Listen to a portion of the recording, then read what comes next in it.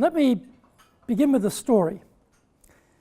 And it was a dark, cold evening, and a group of men were huddled together, very unhappy, very frustrated. They were thinking that their careers were going to be coming to an end. They're looking down the barrel of being liquidated as professionals. And these men, they took hammers and they broke into a factory and started smashing the machines.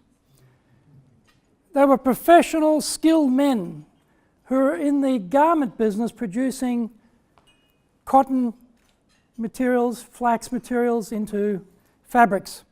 And the machine age had arrived to power machines that could do the same thing. And they today are called Luddites. And we say, oh, Luddites, you know, they were against modernity, they were against machinery, and they lost, because now we have everything produced by machines. And we come forward to today, and we have someone as famous as Elon Musk, who worries about if the machines become fully autonomous, what will that mean for us as a species, basically? Are we putting ourselves into an area of difficulty? And so I think that is really one of the questions about AI that I want to look at in terms of, in the workplace, what will it mean for us? Now, I was mentioning to someone earlier, when I came here today, I came by taxi. My taxi driver was, I guess, 20s. He looked 20s. You know, didn't look much older than 20s. And I was thinking to myself, wow, you know, if I'm in my 20s and I'm driving a taxi, what do I think my life expectancy is for this career? I would say not good, unless he starts thinking about retraining. And that can probably apply to many of the things that we're facing in our companies and our businesses. So a little bit about Dale Carnegie very quickly. We're a corporate training company. We specialize in soft skills training. We started 107 years ago. We've been in Japan now 56 years, and we're a global organization. We're around the world. We've got offices in 100 plus countries. So we are hearing from businesses all around the world all the time, what are the things that are worrying them, and what are the things that they need, and how to deploy people is always one of those key things. Some of our coverage globally, and this makes a difference because when we work with companies, if they have a global operation and they want to take something they've found in one country and move it to another and have that work in that country and the way they train people, then we can do that for them. We do that across a lot of different activities. For example, we have one particular company we're working for out of Denmark was 34 countries. We delivered a particular program that they developed with us. So that coverage is very handy for companies. But anyway, what is AI? And AI as a term is quite old. I don't know exactly who John McCarthy was, who coined the term in 1956, but it tells you that term has been around for a long, long time. And at the table we had a discussion about the many types of AI there are. But generally speaking, as a broad coverage, we could talk about systems that make sense, comprehend, and learn as being a broad spectrum coverage of AI. I mean, many delineations of that, but let's stick with something fairly broad. Now, this is Exhibit A. Please have a good look at Exhibit A. Okay, this is Exhibit A. Everyone got that? Exhibit A. This is Exhibit B. Okay, A, B. Who thinks A was done by AI? Anyone think AI was done by AI? 2 people. Okay, who thinks B was done by AI? A few more people. Who doesn't think anything? Some people are putting their hands up here, right?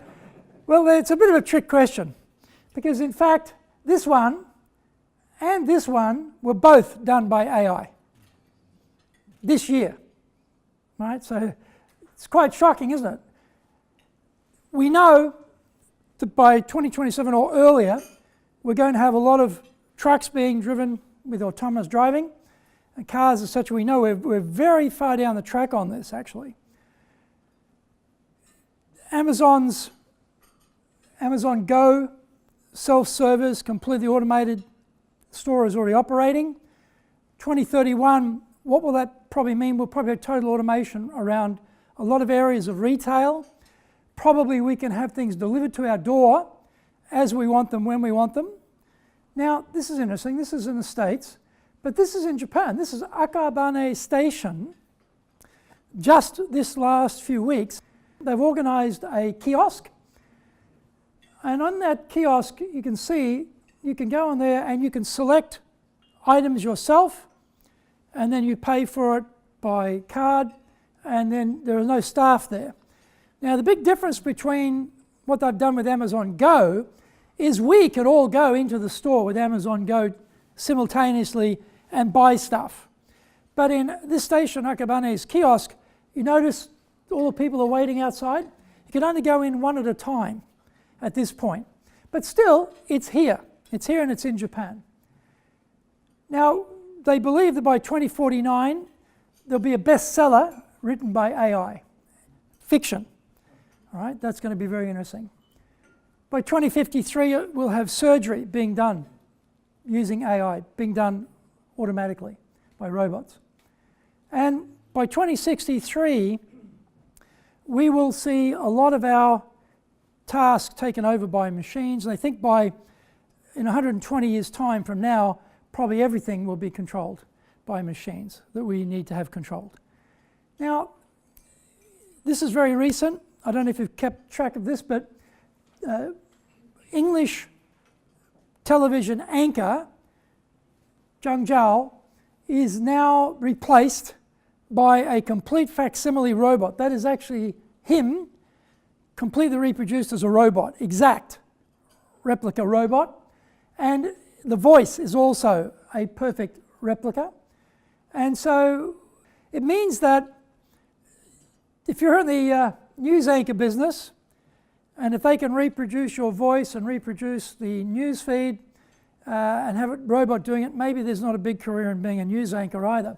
So if you go on to YouTube and find the broadcast, have a listen to his voice. It is eerily correct. It doesn't sound like a machine, right? And he doesn't look like a machine particularly, but that's a machine. And this is good news. Here's some good news. Anyone here who's studying kanji and sick of reading kanji, don't have to worry about that anymore. We've fixed that problem. Kanji is done, okay? Because in China, this book on the right here, Blockchain, The Untold Story, by an Indian author, real book, it's 100,000 words, about 300 plus pages, translated with 95% accuracy from English into Chinese in 30 seconds. Think about that. It took the editors another 2 weeks to deal with the 5% that was inaccurate and clean it up at this point today. So for non-fiction books, there's probably a big future here for this type of translation. So if you're a translator, or if you're a news anchor thinking of becoming a translator, that's probably not going to help, or the other way around. This is going to mean a huge difference in terms of our access to foreign languages. And think of the world that will open up to us in terms of what's available. So here are some statistics. There was this Oxford University Nomura Institute research that said they believe that potential for automation, we're going to see 49% of jobs in Japan in the next few years will have that potential. And in the States, PwC, PricewaterhouseCoopers, they believe there are 38% of jobs in the States that can be automated, and they're talking about within 15 years. And so McKinsey believes that there's 50% of the activities we're doing which can also be taken over and automated. So the trend is there. We all know these things. Now, Japan tops the list here of full-time employee hours worked with the potential to be automated by the year 2030. And 52%. Now, if you think about that, what do we think about productivity in Japan? I don't think there's too many people in this room are going to say, oh no, Japanese productivity, fantastic, okay, in white-collar work. In blue-collar work, factories, fantastic, but in white-collar work, not so fantastic. And we all struggle with getting more productivity from our teams. So when you look at this, you think, well, that makes sense to me, that there's probably a good chunk of work that could be automated and make people more productive and more efficient, because the productivity levels are not so high here. In reality, there's still a lot of people staying up, or staying late in their companies, working ridiculous hours, long commutes, for no particular good reason in terms of productivity output. Maybe we could have a more balanced work-life balance here if we're able to do this. And what sort of works, George and I were talking before about what sort of work do we see being automated? And this is obvious, easily replicable tasks scream out for this. Things that are data process oriented, things that machines can easily analyze naturally. And combing for data. I was talking with Tobias before in the law about where that's going in terms of going through massive amounts of materials very quickly and pulling out things which for a lawyer would be the only things to really look at in building a case. So that's going to save a lot of hours, a lot of hard work, one part of the activity where they can spend the time more fruitfully somewhere else. And so unpredictable physical activity, that gets a bit harder for machines to replicate that, where it's not a set pattern. Interfacing with stakeholders, not too sure any of us particularly want to do a lot more interface with a machine in terms of stakeholders, probably want to deal with people. And expertise being applied to decision making. Well, we're talking before about recruiting as one of the examples where machines now are able to go through analysing resumes.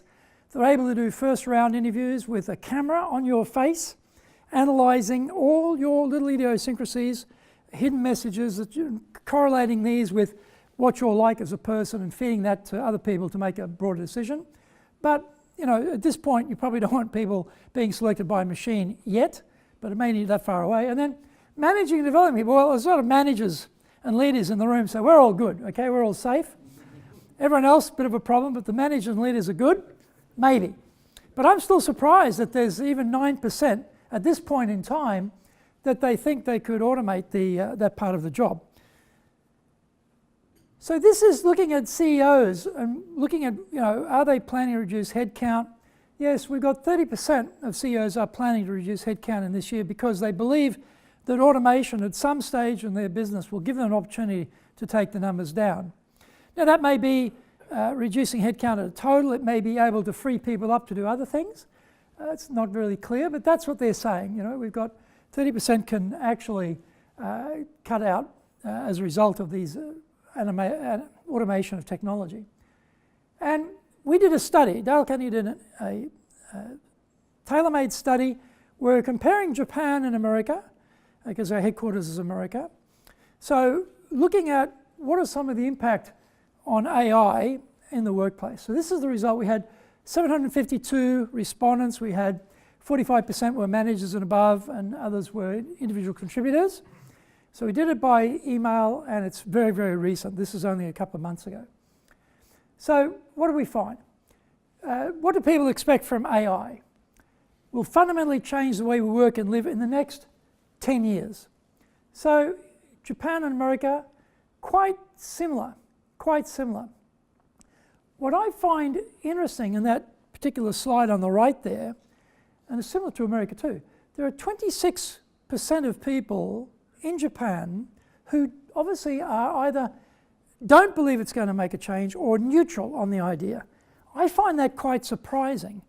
I would think that everybody would think it's going to make a big change, but there's still quite a big proportion of the population who don't think it's going to make a big change. So I don't look at the 21% or the 53%. I look at the 26 and think, how could that be? Why would people not think it's going to make a big change in the way we work and live?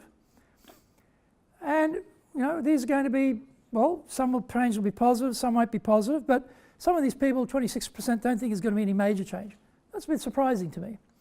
So that's the total on expected to be somewhat or extremely positive. 78% Japan, about the same for America. So are you worried about losing your job as a result of AI? Before we get to the results here, anyone want to put a hand up poll on worried about losing your job? No, don't worry. It's okay. We don't need to know. Keep that to yourself. But I think for everyone, if you're not worried about yourself, you're probably worried about your kids. You know, seriously, if you're not worried about yourself, you might say, you know, like Kurt and I, we've known each other for a while. Kurt's probably thinking, AI, not going to be a problem for me in my stage and age and stage. I'm good. But grandchildren, children, what's going to happen for them? That's where we're going to be thinking. And that is pertinent for all of us, I think. So how many people are worried? So in Japan, we've got extremely worried, we've got 15%, and moderately worried, about half, and then not worried at all, 40%. So that's close to 40%. That's quite interesting too. Is that a reflection of an aging society here, where many people are at a certain age and stage, they think that, well, I'll be retired, I won't be in the workforce, it's not really going to impact me, I'll be good. So, you know, I'm not going to worry about losing my job. By the time they get around to getting rid of my job, I will have retired anyway, it'll be fine. Yes, well, what about people who are a bit younger? What are they thinking? I'm wondering about that. And then we look at what do people expect from AI at their work. We compare Japan and America here. Somewhat positive about the potential to allow me to focus on more meaningful work. What do we got? 60%, 55%, about the same. And if you think about it, a lot of the work we do is very tedious. One of the big problems with leadership in Japan is that many Japanese leaders don't delegate very well. They're very poor time managers. That combination of poor time management, not delegating, means they're actually doing a lot of tasks which they actually shouldn't be doing. At this point in time, they're not delegating it to their employees. It may be, though, that technology catches up with Japanese leaders and managers, and those tasks get taken off their desk completely, and it's completely automated, which I would hope would free them up to do a lot more high-level things. I mean, ultimately, in our work, all of us, if we're leaders, we should be focusing on the things that only we can do. The things that are the most high value in our task, that's where we should be focusing. And we shouldn't be doing those tasks, we should be delegating those tasks to someone else. Done in the proper way, of course, not dumping, but proper delegation. So I think there's still some way to go for us to improve, and you know, people think that yes, it can help us to focus on more meaningful work. So this is the key diagram, I think. You've got social intelligence down this scale and creative intelligence across this scale here. So you've got the human advantage at that end, at the top of the emotional, social and creative, and at the bottom end you've got machine advantage, which is very basic, okay? So this is somewhere we're going to be on this graph forever. And this is going to be at which point does this machine advantage move up that scale? It will move up the scale, I don't think anyone doubts that. How long will it take? What will it entail? So obviously machine for coordinating, controlling work, yes, it can do that very, very well, very efficiently. But, you know, shape the strategy and lead innovation. That's a little bit more finite around the creativity side, the human condition side, knowing your people, creating an environment for brainstorming. Now, a lot of cases in the training we do, we find that the brainstorming methodologies that companies use are particularly bad. They're not very effective in terms of getting people's ideas out. So even at this current stage, even with the human dimension, we're not maximizing our innovation capacity because the way we brainstorm is not done properly. So there's still some scope to go there, and before machines even catch up, I think we've got a fair bit to advance the program for ourselves. And then solve problems and collaborate. So again, that problem solving that's not necessarily linear, something that's not necessarily easily made into a logical process, then getting other people to cooperate. We know when we're running projects that the key of the project isn't the Gantt chart. It isn't Trello. It isn't all these machines that produce beautiful things to pump information in and it's going to work out your project management. That is not the issue with project management. Project management is always the issue with people. So when I talk about project management, people are always thinking, oh, what sort of software can we use? What sort of things can we pump the information into? That's easy. The problem is the people. So this collaborate part sounds, oh, okay, collaborate, sure. Not so easy. The bigger machine you have in terms of the company, the harder it is to get collaboration. We know we have silos that don't cooperate. We have silos that are at war with each other. We have people who won't coordinate and cooperate with us, even in our companies. So this is still going to be an issue that machines will not be able to solve very, very easily. And then develop people and community. So what's the difference between a manager and a leader? A manager is going to lose their job before a leader. So if you've got manager on your card, I'd switch that now to leader. Okay? But what does a manager do? A manager manages processes. What does a leader do? A leader manages processes and builds people. This management of process, in many cases, I think, can be automated, and managers will have big tasks on their desk taken away from them, and the machine will do that. But the develop people part, and community, this is not something a machine can do easily yet. So I think we've still got some way to go there, and we still have a big advantage in the human area as a species. So technology, we know, it impacts corporate culture, well, obviously, positively, negatively, and we all know that. We know that, as I gave that example at the beginning with the Luddites, it negatively impacted them because they lost their jobs. If you look at any technological advance, if you're with Nokia and you're king of the castle of mobile phones, and that horrible call, that ring call they had, right? Da-da-da. Everyone know it, right? Everyone had a Nokia. Who owns a Nokia today? Nobody. That's a technological advance that completely killed that company. So we know that. We know these things are going on. So, but what does it do for the culture? What does it do for the people in the business? Now, obviously, a lot of people are going to be fearful about the future. And this is the point. Do we have the difference between being aware and being prepared? We are aware of AI and its movement forward. Are we prepared for it? Now, one of the interesting things, some of the research I did, there was a very good EU study on AI in Japan, and also another very good study by the Economist Intelligence Unit on AI in APAC, that one of the interesting things they pointed out there was that, yes, leaders are thinking about AI, but they're not thinking about involving their HR people in the strategy for AI. Which is a bit curious, isn't it? When you think about AI is going to impact the people, but they're thinking of it from more of a hardware process orientation rather than a people orientation, and thinking about, right, I need to get together with the AI team, with the HR team, and think about what this will mean for our team in the future. How will we be hiring people? How will we be developing people? How will we be communicating with people? So that part hasn't quite been done yet. So think about your own companies. Is your HR department fully bore, hardcore, working on an AI strategy for the people? Probably not yet, I would guess. So this is something for all of us to think about. We may be aware of AI, but are we actually prepared for it within our teams, structurally within our companies, built into our strategies for what we're going to do with our people going forward? A bit of a gap there still.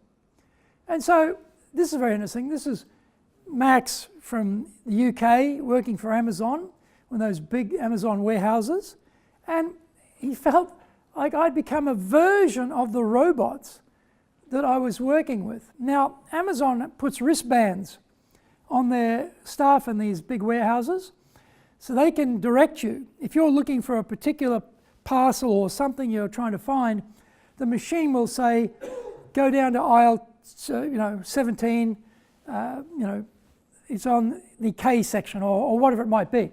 So this is already being instructed by the machine of where you have to go. There's no person telling you, oh, okay, Max, could you go down to aisle 17 and look for the K section? You'll find, no, the machine is telling Max what to do. And so Max didn't like it much, right? He's a former employee. Now, that's the point. Are you going to be happy with the machine telling you what to do? Now, a lot of us are bosses here, so we're quite happy telling others what to do. But are we going to be happy being told what to do? And are our staff going to be happy being told what to do by a machine? So, just bring these up. For human resources, those automation of conversational interfaces. This is where you're getting chatbots having conversations with staff around issues. Right? rather than people. No one has evolved. The chatbot is fully geared up to give you information. And then the candidate sourcing. So they're ploughing through, looking at candidates, saying, okay, we will find them here, look in this database. This will be where we'll start the pool. We'll do the resume screening. Now I've got in some fine print there, there's a couple of American companies listed there, which I actually haven't used, but I've just listed a couple that show that this is already happening with the resume screening. They're screening them, as I say, they're using the video as well. They're trying to whittle down and speed up and make it cheaper, the process of getting to a stage of only seeing the better candidates. So that's already with us, right? And so sentiment analysis, this is where they're looking at the camera. And we were chatting at the table before about, I think it was last week, was it? You're at the AI conference, and they were looking at your mood. The machine was reading your face, and Lucas was permanently happy, he told me, according to the machine, because of the way he had a facial expression. So, the machine is looking at your face, looking at your eyes. When you say something, it's looking at what your eye is doing, it's analysing that pattern, and it's coming up with a conclusion about you, which is feeding into the process of you getting a job, which is very 1984 to me. I mean, this thing we see in China now, taking shots of everyone's faces, having points for being a good socialist man and woman, and missing out on travel and lots of other things if you're not, trying to control the whole population. This is very real. It's happening right now, and it won't take them long to capture the whole population. And what does that mean? But this sentiment analysis is another stage of that. And then predictive models, trying to work out who's going to quit. Who do we think, from the information we've gathered from all parts of the company, who's going to quit? Who do we want to develop? Who are the people going to be the high potentials? Now, currently, we might be making those decisions about high potentials, but maybe the list we're getting of the high potentials may be machine generated, not by us. So this could be another facet. And so we look at the management side. Look, there's a lot of work we do as leaders, managers, which is very process-oriented, which we very happily, and there's lots of stuff I've got to do, I'd very happily not have to do it. If an AI could do it for me, I'd be very pleased. Take it away now. And so there are things we can do. And also, we talk about Japanese productivity not being particularly high. We may be able to come up with some metrics to help people to be more productive. And certainly the machine will provide that. I don't know about coaching. Are we prepared to be coached by machines? Maybe we are. I don't know. At a certain level, if you've done any sort of compliance training in the last few years, what is it? You go on, you log on, you go through these different scenarios, which two of these scenarios seem incredibly reasonable, and then you choose the wrong one, and the machine makes you redo it, and there may be coaching attached to that. This is why you're not going to be scored on that because of this factor, blah, blah, blah. So that's a machine telling you how to pass your compliance test. No people from HR department involved, no coaching on that. The machine is coaching you. And then performance management. Well, at the moment, we're doing the performance management. Maybe the performance management might be weekly. Maybe the machine is giving you a readout weekly on how you're doing based on certain metrics rather than once a year, or in some cases twice a year. And some companies have gone away from it completely. Maybe the machine will have some feedback for us on how we're doing. If the machine is surveying your people continuously through different mechanisms, maybe it could just be as simple as looking at their faces. Think about that. The machine is looking at their faces and working out how they're feeling, and they're feeding to you, your team are not very happy. Maybe you don't even know. Maybe you're too busy. Maybe you're just full bore work, and you're like, don't even look at the team because I'm too busy. I'm looking at my own work. You're not even noticing that someone's unhappy, someone's got a problem. I mean, realistically, as the boss, that's what we should be doing. But maybe the machines will be doing that for us and telling us, hey, you better talk to George. He's not looking very happy. There's something going on maybe at work or at his home life. He might need some help. Might be good to have a lunch at George and just see how he's feeling. I mean, we should be doing that, but maybe we won't be the only ones doing that.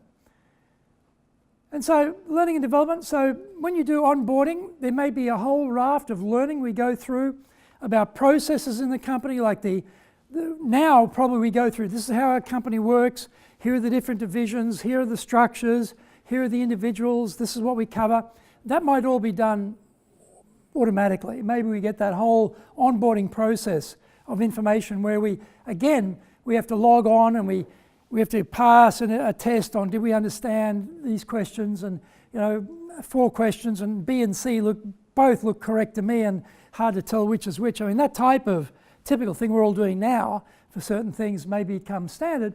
And then working out the content management, saying, okay, based on where the industry is going, based on the recruiting we're going to need to do, based on how the industry is developing, based on skill sets that are needed, what do we need to do in terms of coming up with content to start educating people? Maybe we need to start, they're going to flag, we're going to need something or other, let's start investigating that, not as a committee, not as a bunch of leaders, but the machine will say, here are some skill sets that need working, here's some curated information perhaps on the best practice for that particular area of skill set, and then maybe that's what's given to the trainers and then they develop training from that, or maybe the machine creates the training based on that and then maybe people deliver it, or maybe people don't deliver it.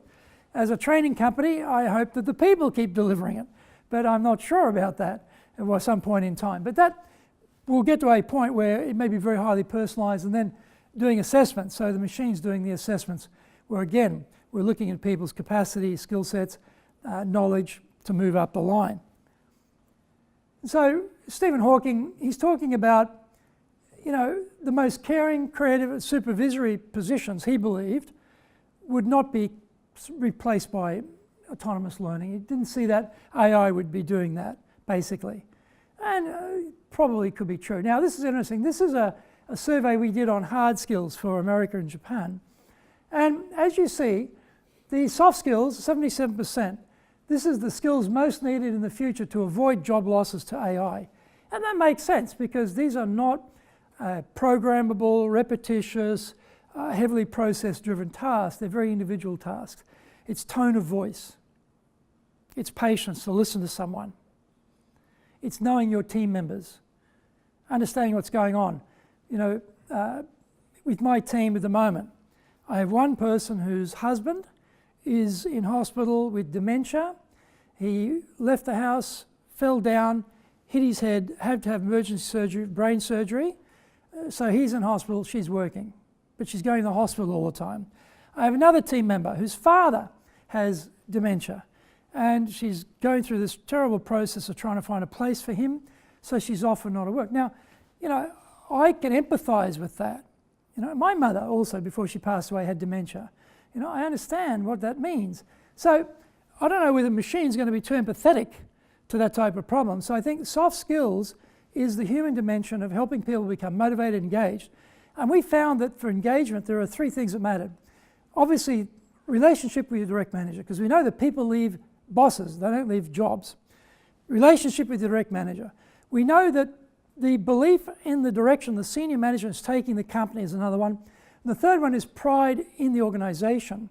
Well, belief in the organisation and where it's going, where senior leadership's taking it, is based around their communication skills around the vision, where we're going, and their ability to be able to, in the top executive floor, to know that they've been able to communicate that, cascade it all the way down to the bottom, most recently joined, most junior person, that they know what the vision of the company is. That's soft skills. If it's also pride in the organisation, that's where the typical silo battles, the battle should be with the rivals outside the company, not internally. And that's where our skill is to cut that stuff out and have people have an environment where they can work together and be proud of their organisation. And the trigger point for engagement was feeling valued. You think about that. Think about, no survey now, but just think about your own workforce. Think about the people, or think if you're the person who's got a boss guiding you. Do you feel valued? And has it been communicated to you that you feel valued? Has that happened recently? Has it ever happened? For a lot of us who grew up in a different era, bosses didn't do that. Bosses told you what to do, and by golly, you better jump when the boss says so and get to it.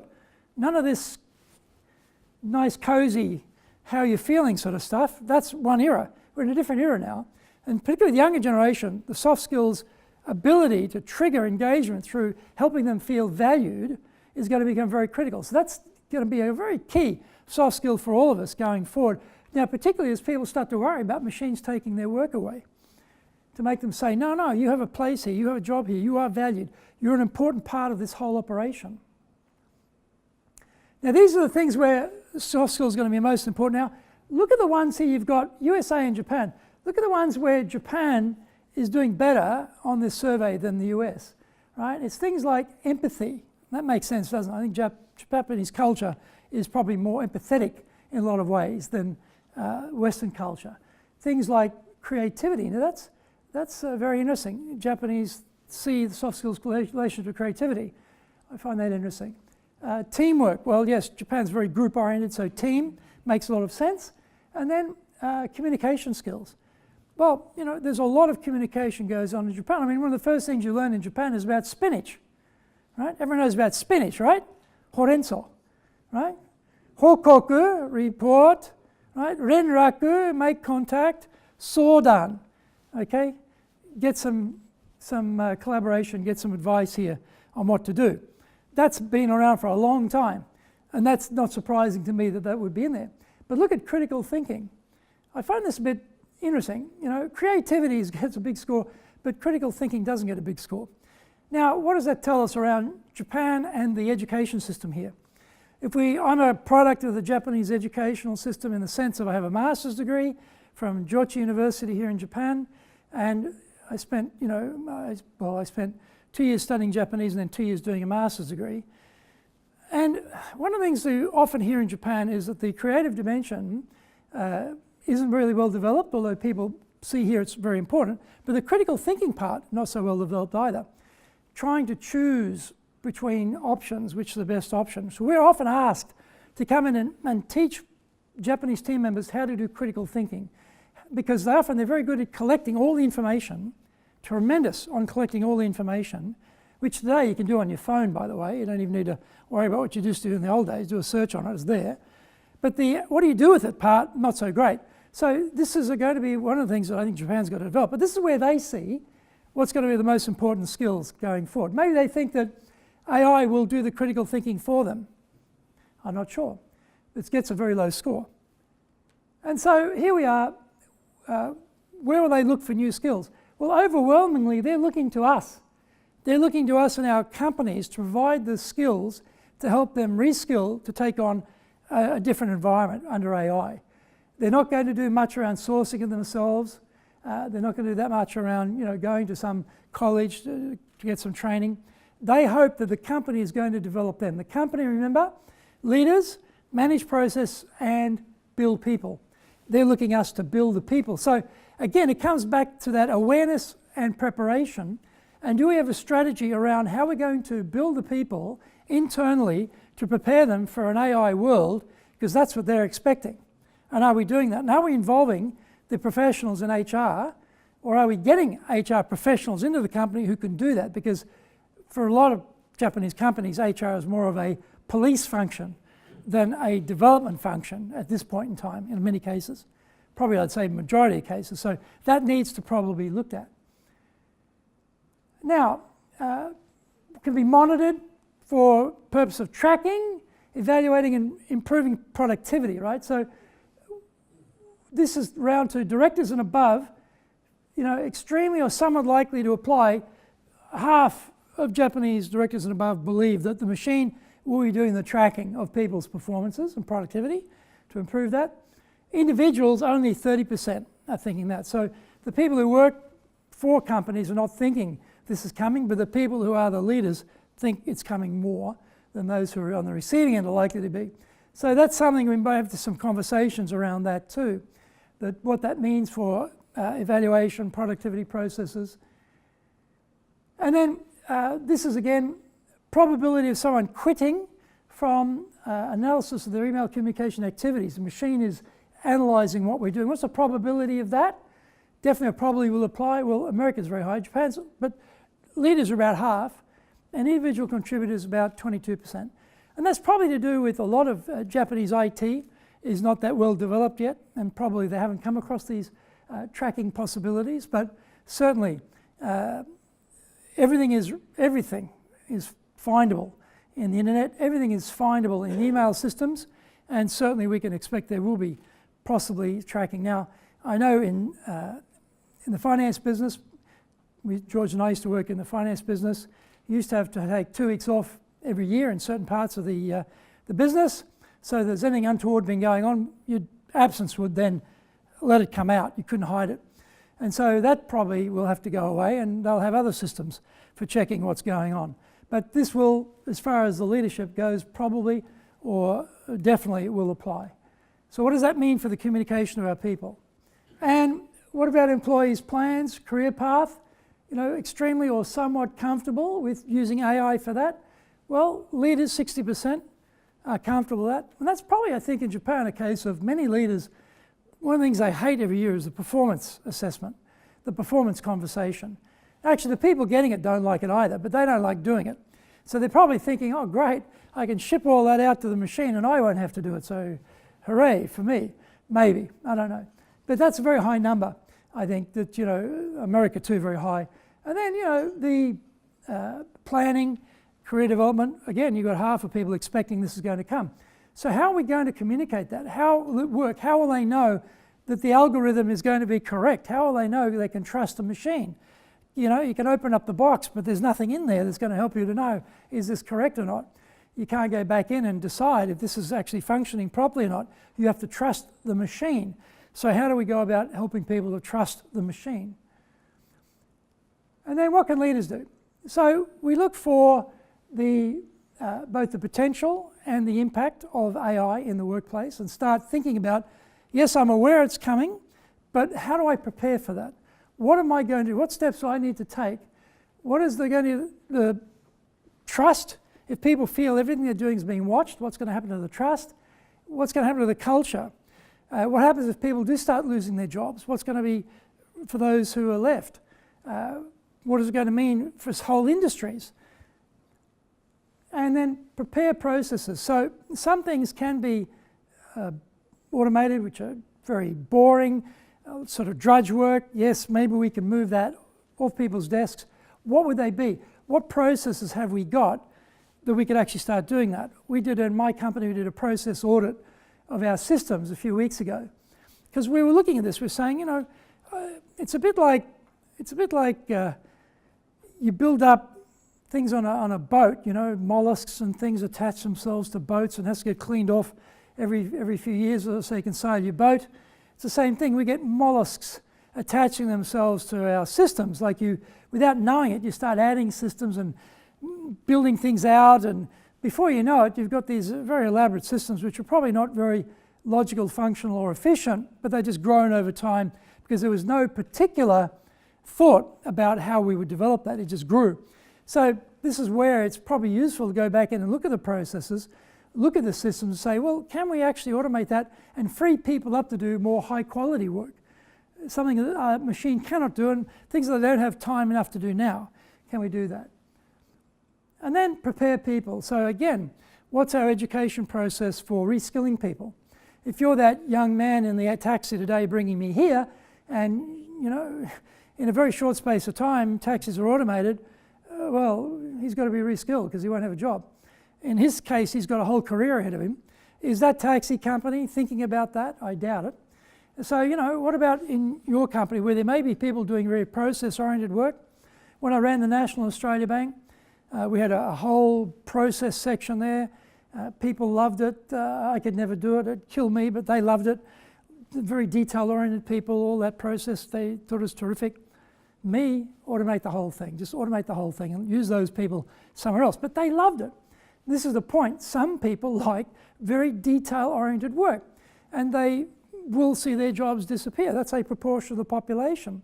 Can we get to some other detail-oriented work at a higher value, perhaps? When I was at the Shinsei Bank, they took all of the processing out of the branches and stuck it into one building in Meguro.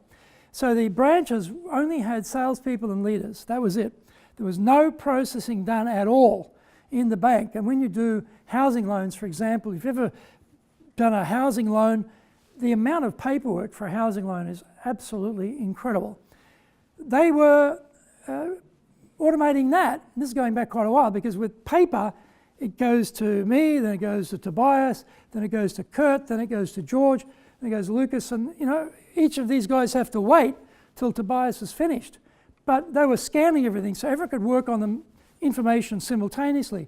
Tremendous productivity improvement, and meant that a lot of people were freed up to not have to do that very tedious work, to do other things. So we've got to be thinking about what are the right skills, how do we train the people, what are we prepared, are we ready for this?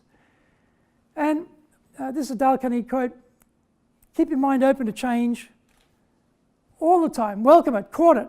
It is only by examining and re-examining your opinions and ideas that you can progress. So he made that quote a long, long time ago. So my takeaway on this would be, we know it's coming, and I'm still surprised there's a big 26% there who don't think it's coming. That surprises me. But I think we all know it's coming. You're here because you have an interest in this topic. Fine. We have awareness. What about our preparedness? Are we fully tooled up to work on that? What more can we do? So this will come up for the next Jesper Cole event coming up. I'll give a quick preview for that before we go into Q&A. I'll leave this screen up to remind everybody of the next event. But I would like to leave you with this thought before we get into Q&A. Awareness is not preparedness. Let's be prepared. Thank you very much.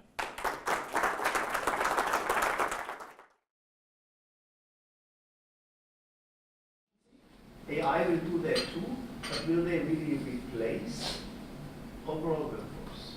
So Christian's question is about, will AI replace people in the way that PCs were thought to replace people but actually didn't? And in fact, the IT industry became huge and is huge. I think you're right. I think for certain industry sectors, for certain jobs, yes, that will definitely probably go. But again, it may enable us to redeploy people. The people who, the typing pool, for example, I don't know, we look probably about the same age. You look a bit younger than me, Christian, so you may not remember the typing pool.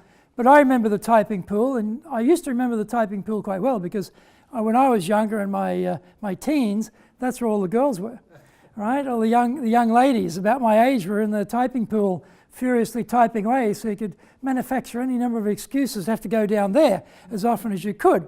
And they're no longer typing, right? The typing pool's gone because now you're doing the typing, basically yourself, on your own PC, right? So, which is more productive? You could ask the question about that.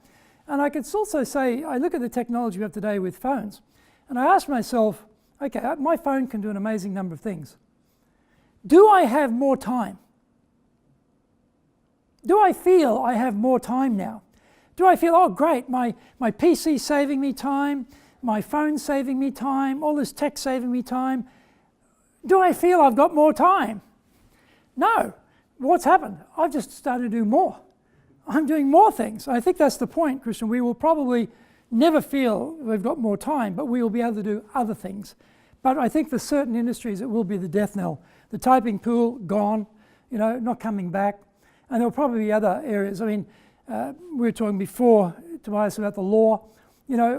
It's going to be quite tricky in the law. How do young law graduates go from starting in a law firm to working their way up when there's nothing to work their way up through anymore? Because all the hardcore, tedious tasks that they used to be given to keep them busy until they got a bit of experience and had a bit of insight to unleash them on clients, that whole thing will probably go. What do they do between no experience and telling us what we should be doing in our businesses based on their legal advice? So that's where I think there's going to be businesses will stay and professionals will stay, but there's going to be some pretty big holes. What are we going to fill that with? Do you want some 26-year-old lawyer telling you about this particular deal you're going to do and advising you because, that's what they're coming out of school to do, right? So they don't have the years. There's no work for them to actually be able to do that. I think that would be a problem in many professions. Where's the next question? Yeah, please. Yeah, thank you. The question was about the difference of Germany and Japan, both very high-tech countries, but taking quite a different view on the discussion and ramifications of how to develop society with technology going forward, in the sense of Japan's probably not having much of that discussion yet and can't find a counterpart here to start having those talks. Well, I think Japan's great on hardware, when Japan talks about machines learning, when they talk about AI, big data, etc., they are very focused on the hardware piece. Robotics is very developed here because it's hardware. But when you look at Silicon Valley, they're very focused on the software. And that's, I think, the big difference. They're pushing hard on software development, and the Japanese are pushing hard on hardware development. And they're coming out of monozukuri, a maker culture. Monozukuri is the manufacturer. They're coming out of a monozukuri culture, in Germany too, also a very big center of manufacturing, but they haven't possibly made the leap to software yet in the way that maybe in the West, particularly America has, with software being well developed there. So it may be just a path they're on, they haven't gotten there yet. And also, you know, Japanese are, what you read anyway, very comfortable with robots. It's been in their culture. When I was about 10 or 11 years of age, sitting on the floor in my parents' house watching TV, I was watching Astro Boy, which was a cartoon for kids in those days. And Astro Boy was a robot. So if you think back, this is back to 1963, 64, you know, they already had a robot in their culture.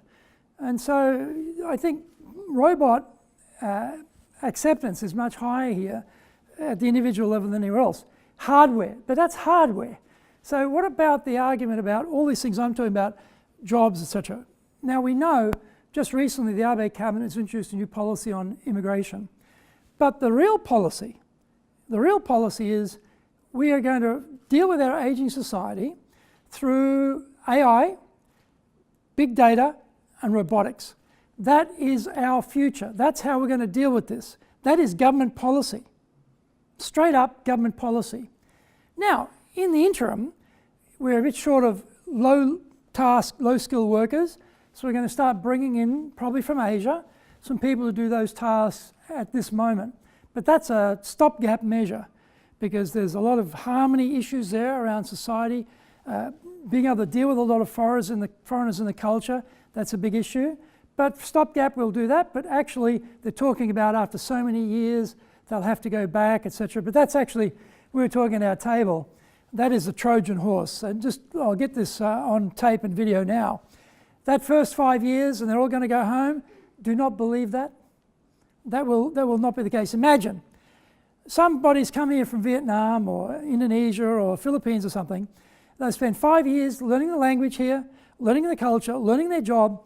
They know how to do their job well, and the company is going to lose them and get some new person who knows nothing to turn up and teach them again. What do you think they're going to be saying to the government? They should go on to the second group who can also stay for a number of years and bring the families. And then, you know, it'll be very, very tricky, I think, in the future to eliminate that group from society. But that I do not believe will be as it turns out. I think it's a Trojan horse, and we're going to see permanent migration in Japan, even though the policy is to avoid that. But I think it will be a fait accompli anyway. Who's the next question? Yes, please.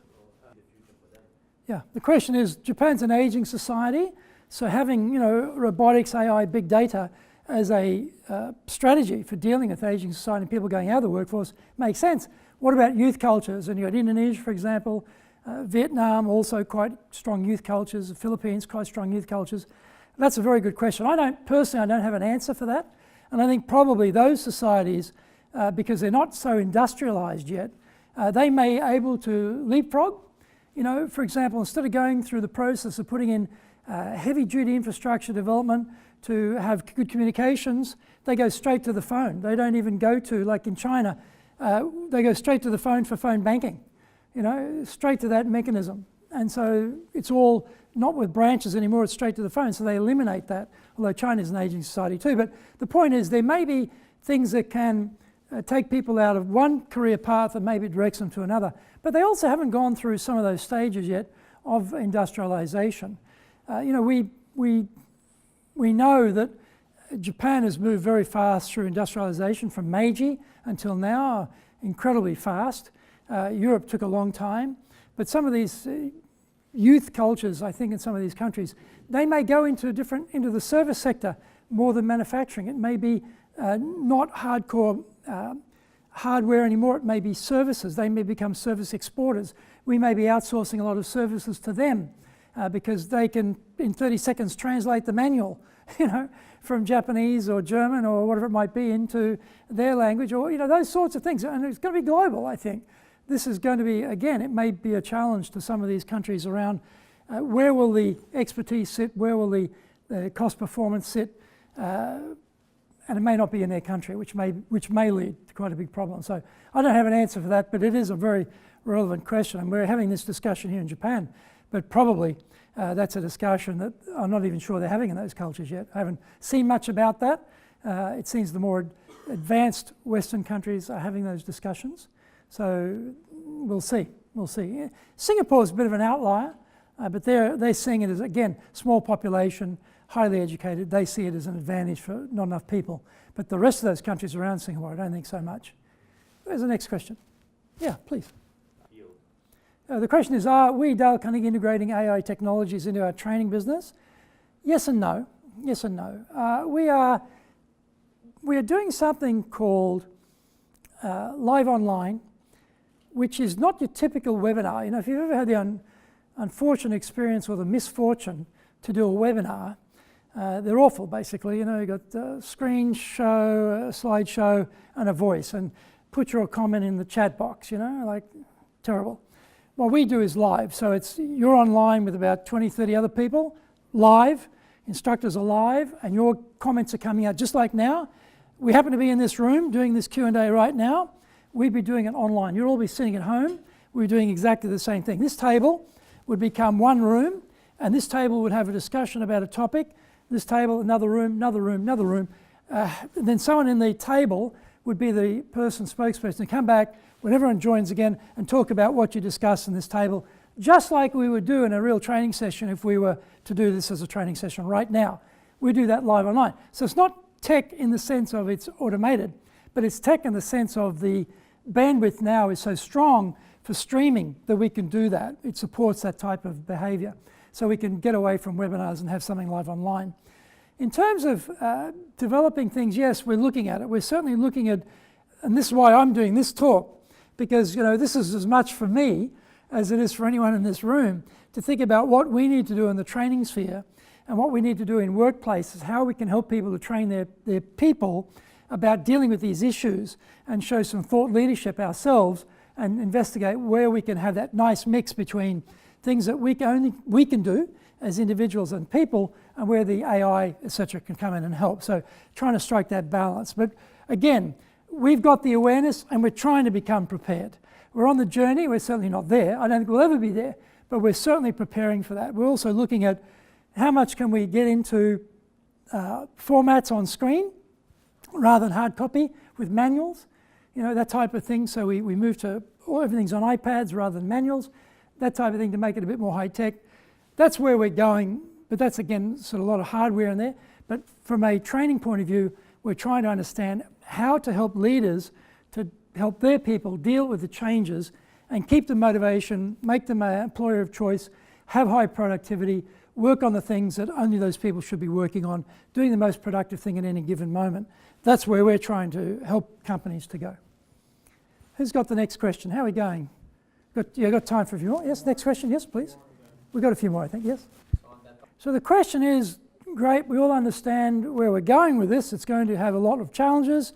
Terrific, but how do we help the people? And what does that mean concretely?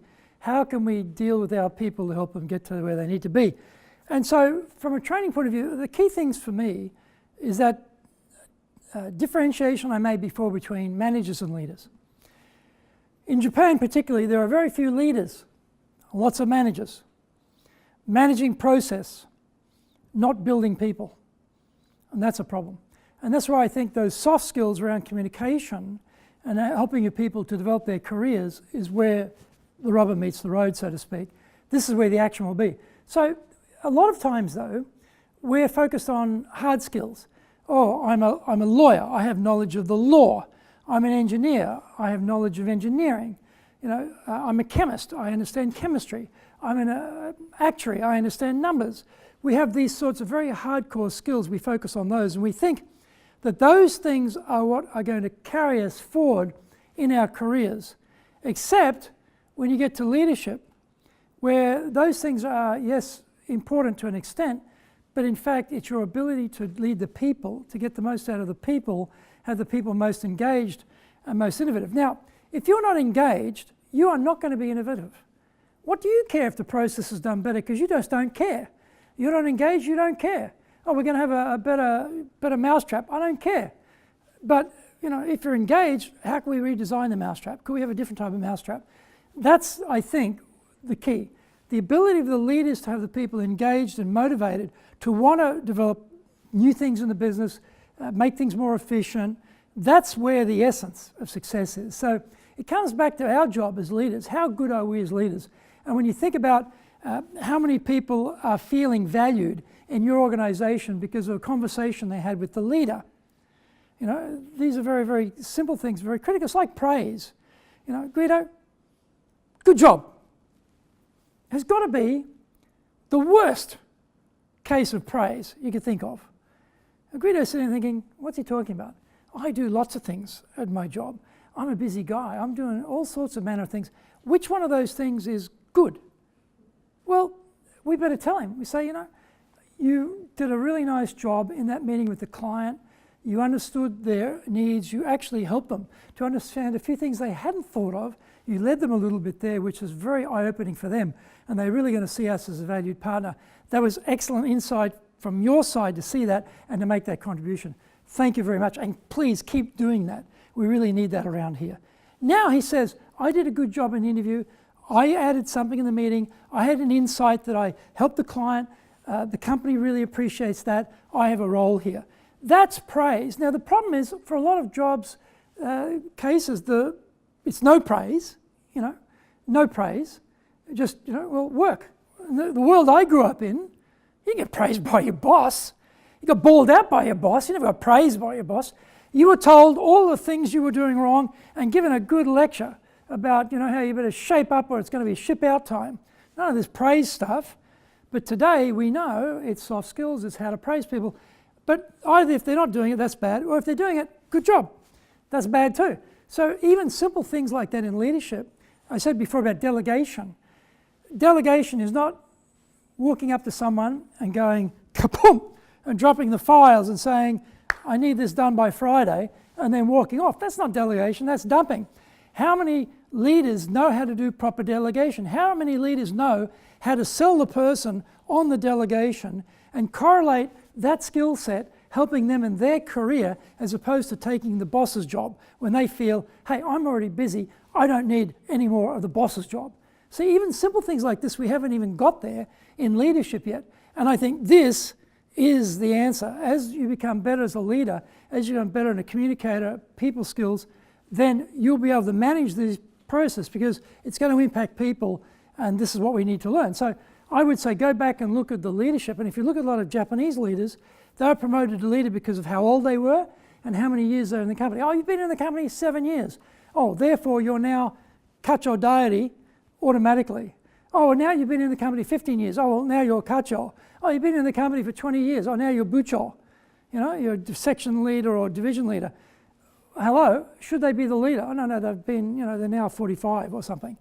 That is a lot of the people we're dealing with in business in Japan who are leaders. How ridiculous. But that's the escalator system here of lifetime employment. Well, that's got to change. You know, if we're going to get a more productivity, going to be more efficient, that's got to change. And leaders have to become real leaders. So what I would say there is we, as a training company, have got a big responsibility to try and help companies understand this and help them to develop their leaders so they can help their people to develop and build people. That's what I would say. I think we've got one more question there. How are we going? Kurt, yes, please.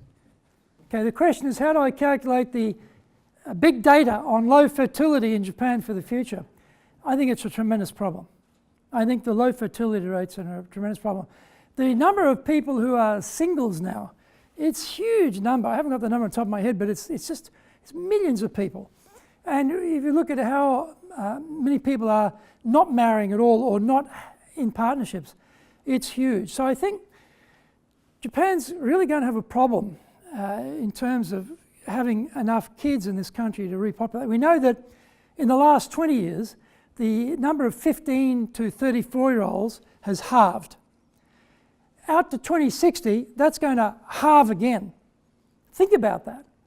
Where are the people going to come from? And these low skill set workers from Asia who are going to come here in this migration program are not going to be able to do that type of work. Who's going to do it? So robotics, you know, big data and AI is where the government's putting its bet. But I don't think this is going to turn around anytime soon, because for a lot of young women, and I meet them all the time, they're in their 30s, they're extremely well educated, they've spent time overseas, they speak very good English, they're terrifically good looking young women, should be able to find a partner, single. I've got them in my office, single. And no chance of marrying. I got one guy in my office, he's earning good money, likeable guy, he's turned his birthday this week, he's 49, single. He's divorced, okay, but he hasn't been able to remarry, and he got divorced a long time ago. So, but this is the problem, I think. Culturally, there's something here they have to work on. I don't know there's a simple answer, because, you know... I think the government, this is the main problem for Japan as a whole, and the government is making huge turns around it not to face it. So the point is, yeah, Japan at the governmental level is not facing the reality. I think that's probably true, and I don't know if they've got a good answer on that, because this is a cultural thing. You know, if you're going to have more empowerment and more diversity in the workforce, then expect that women who traditionally have taken time off to have children will decide, I don't want to do that. I've got a career, I want to keep going. I want to get to the top, you know, I want to be the boss one day. So I think we've got to have more support for women to be able to take time off and come back.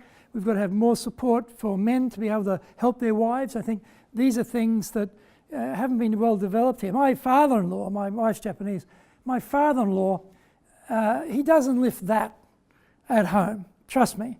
When, you know, I'm down at their place over New Year or whatever, he doesn't lift his little finger to touch anything in that house.